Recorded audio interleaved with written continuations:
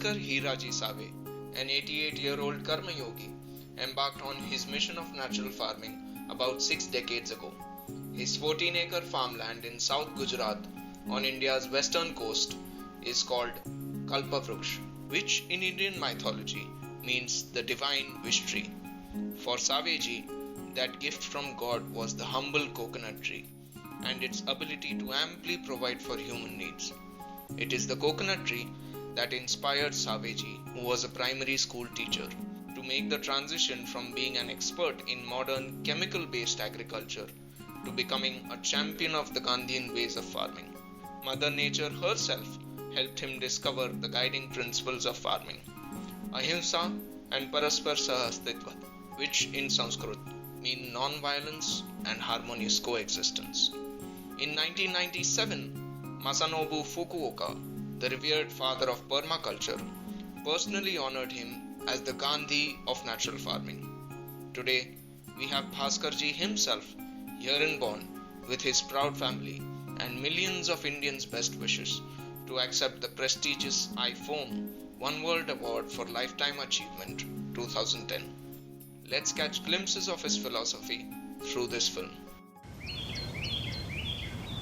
भास्कर भाई, आप अपनी शुरुआत एक शिक्षक के रूप में की, तो आपके शिक्षक जीवन के साथ साथ खेती कैसे जुड़ी और खेती में से आपने क्या नया संदेश सीखा, उसके ऊपर प्रकाश पाए।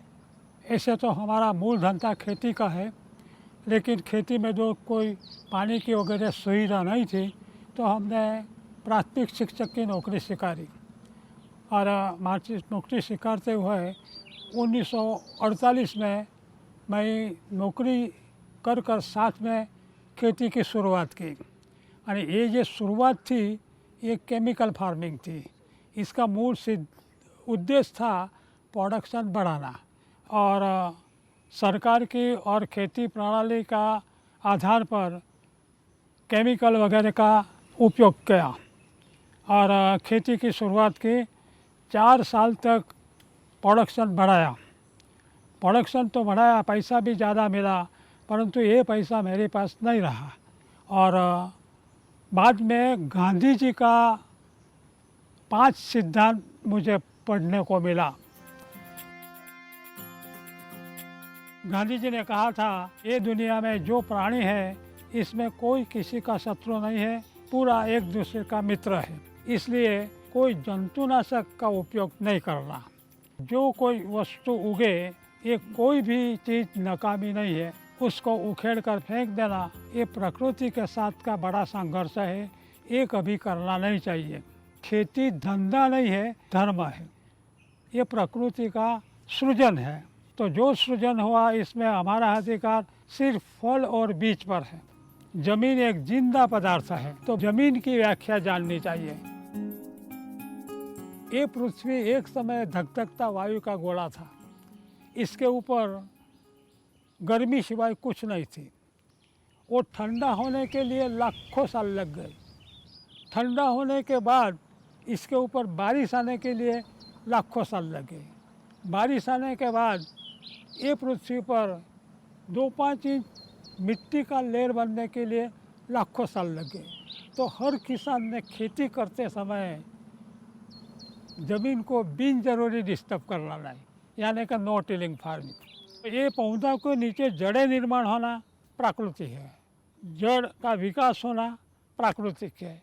इसके ऊपर कुंपल फूटना ये भी प्राकृतिक है। कुंपल में से पान में रूपांतर होना ये भी प्राकृतिक है। ये पौधा उम्र में आने के बाद इसके ऊपर फूल आना ये भी प्राकृतिक है। फूल में स्त्री केसर पुंकेसर निर्माण होकर इसका पॉलिनेशन होकर बी में जैविक शक्ति तैयार होकर दूसरा पेड़ उगनी शक्ति निर्माण करना प्राकृतिक है। फल आना ये भी प्राकृतिक है। फल के अंदर हर प्रकार का कलर निर्माण होना प्राकृतिक है। फल के अंदर हर प्रकार का स्वाद निर्माण होना प्राकृतिक है। फल तैयार होने पर उतार लेना, इसमें रिसर्च कहाँ आया, संशोधन कहाँ आया? और इसमें जो संशोधन किया ये प्रकृति की संस्कृति के खिलाफ ये काम किया, ये खिलाफ काम का परिणाम आत्महत्या में आया। Last year at Kalpavruksha, the average productivity per coconut tree stood at a handsome 400 coconuts, far more than a respectable range of 70 to 100. These are not sold in the market. Some are consumed, with the rest used to grow nurseries. वो नारियल, खुला नारियल बाज़ार में बेचे गए तो 5-7 रुपया मिलता है, और ये नारियल 11 महीना तक ज़मीन में लगा दिया, पानी दिया तो उसका 25-30 रुपया आता है। यानी कि जो उत्पादन है ये अनेक गुना बढ़ जाता है, और अच्छी तरह का माल हर किसान को बेचने से तहाँ ये वैरायटी जाती है और उसको भी कल्याण हो जाता है जब। तो ये हम नर्सरी से ये करते हैं। आज करीब करीब 40 साल से हम नर्सरी करते हैं, और 40 साल में हज़ारों पौधा बिका जाता है, कोई एडवर्टाइज करनी पड़ती नहीं। ये मधुमक्खी की पेटी है, वो पॉलिनेशन करने के लिए वो रखा है, उससे 30% उत्पादन बढ़ता है पॉलिनेशन होने से वजह से, और पॉलिनेशन परफेक्ट हो जाता है तो सीड्स बहुत अच्छी मिलती है, और पौधा जो होता है वो परफेक्ट और हेल्दी मिलता है, इसीलिए उसका हम रखी है। वो 1 एकड़ में 2-3 ऐसी पेटी रखते हैं हम, ऐसी 5-6 पेटी मेरे पास है। अभी मैं खोल के दिखाता हूँ।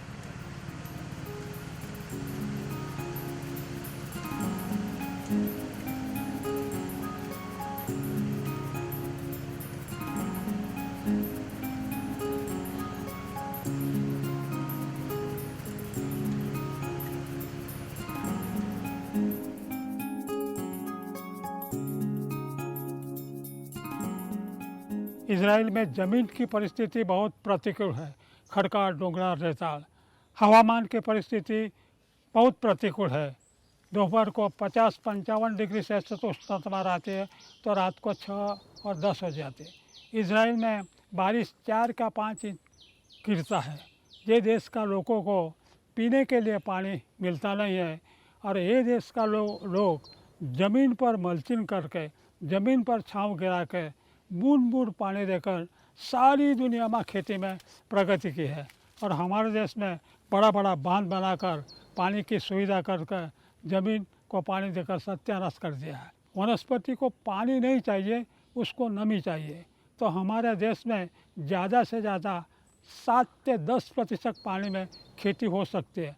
अब आप इधर जो देखेंगे तो उसे कोई पानी को क्यारा नहीं है। पानी देना ये शब्द प्रयोग गलत है, सिर्फ पानी की सुविधा करना हमारा ये इंडिकेटर है। ये हमको सूचना देते हैं, तब भी हमें पानी देते हैं, पानी गिरता है। तो ये पेड़ पूरा फार्म में हमने लगाया है।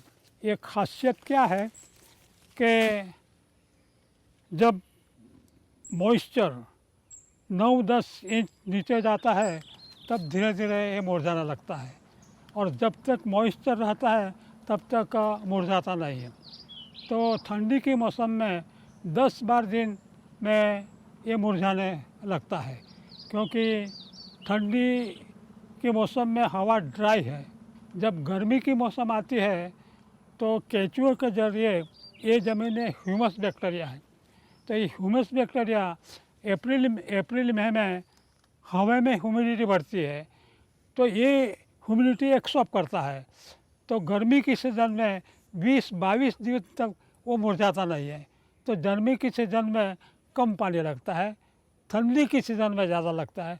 तो हम उल्टा करता है, ठंडी की सीज़न में कम देता है, गर्मी को ज़्यादा देता है, ये नहीं करता।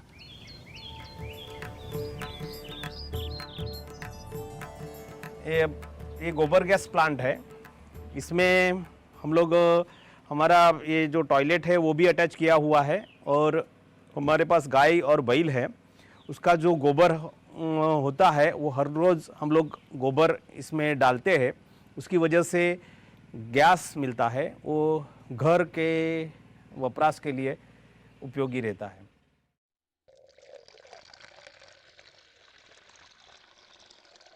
जो हमारा फार्म का जो पूरा पानी है वो पानी हम लोग ऊपर से डाइवर्ट करके इधर 2 पिट्स बनाए हैं और पिट्स में फिल्टर होके ये कुएं में आता है। ये 50 फुट गहरा कुआं है। हम लोग ये वाटर हार्वेस्टिंग कर रहे हैं, इसकी वजह से लास्ट ईयर से ये हमारा पानी पीने लायक हो गया है।